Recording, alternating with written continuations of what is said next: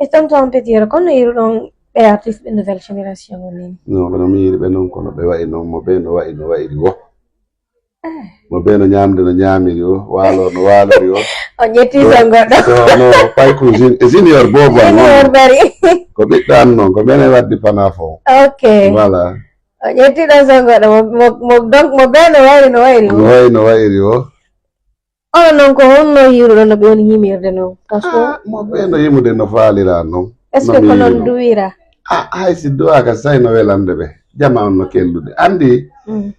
gimol wona wa say haray ko an yimuɗo na an innatamo moƴƴi ko wonɓe ɓen yeeso ma onon noon tonton Petit kon duwa yimɓe hiɗon andi ɗum ɗo ko moƴƴi kon hiɗon andi ko moƴƴi joni noon si min inni moƴƴa tawi kiliyanɓe ɓen kañum no moƴƴani ɗum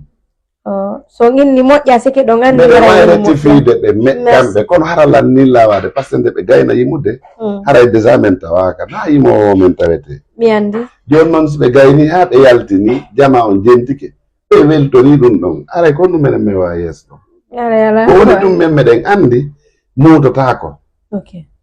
gimɗigo no woodi ɗi mutotako ko ɗum waɗi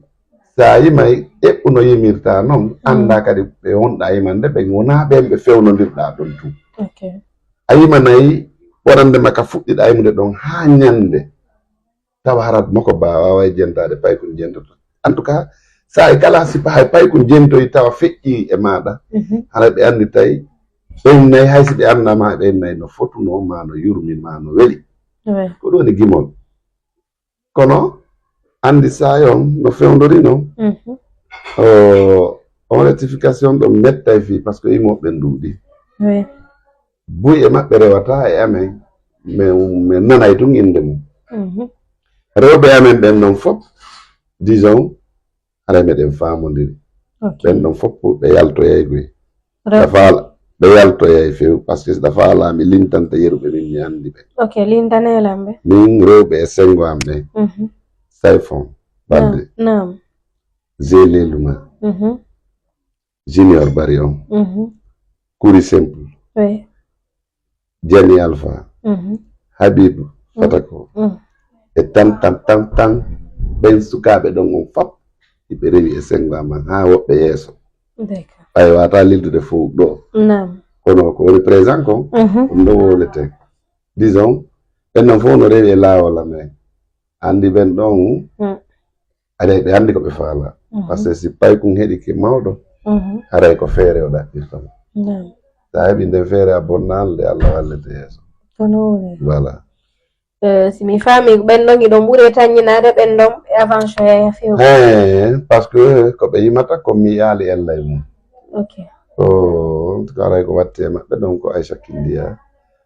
tan par ce que komo huwodirɗa wawata ñawde kono woni probléme ala e konno culture guinéen noon fewdori ɗo ni culture guinéen on no fewdori o kadi par ce que a wawata ñawde goɗɗo on gollidali 100% wona ministre amen on meɗe weltanimo Moussa Moïse emin yaali ella e makko imo tambi culture on no duwira non taw innal noon sansata kono noon taw min yero mi yaali taw no gasano si yaari ni Allah ɓeyda wallude balle e cellal walla moƴƴere jeeɓo e nder mum kono culture on no walliti par ce que nini fewn ɗo ɓe jonni buy assurance de maladie si a nawni haray no woodi ko ñamdoɗa gratuit onon on heɓu noon carte hoɗo wasi mi teddinirma d'accord mene min duwaka fadde ɗum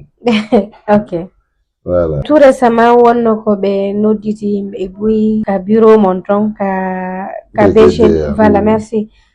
ɗum noon hari tawi ko fi honno si laamu nodditi mbatula no woodi ko ɓe yewta ko soit to ɓe okkoraɓe ɓe ñaama ma ɓe yewta ɓe ko ɓe nanata min noon hari mi alaaga kono noon mi tawtuno nelal e fe am min par ce que ɓe andi fiya hari ko droit ji maɓɓe ɗin ɓe duwa hettude mo ɓe hettay lakkiri mum de ɗum noon gasata ennugol kaari ko foppo yo are kala winndita toon no duwa arde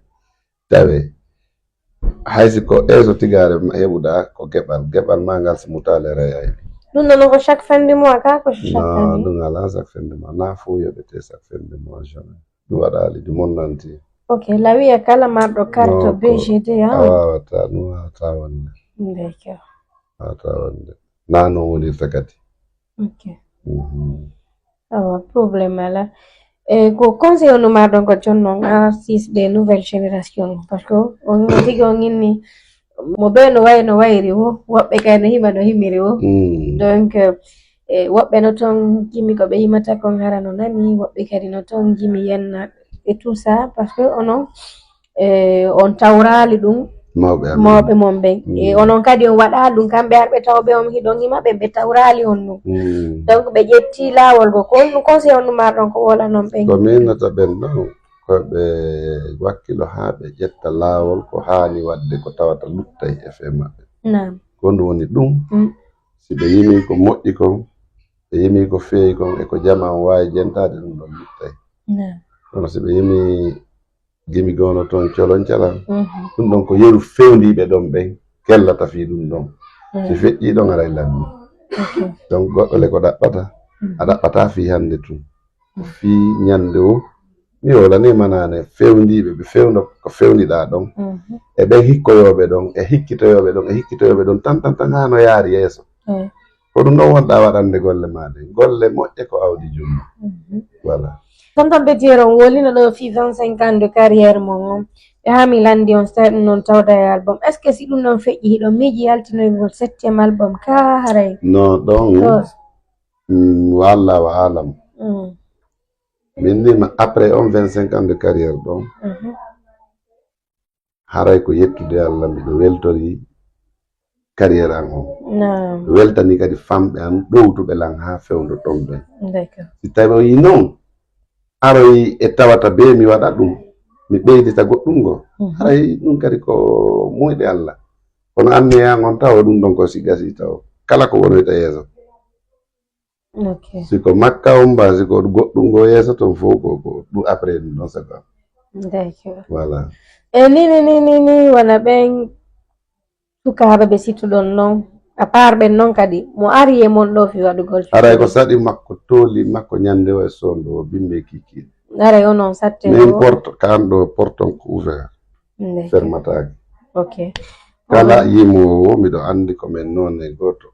asinamen nene goto mais komin golle gote donc aray komin gotum kadi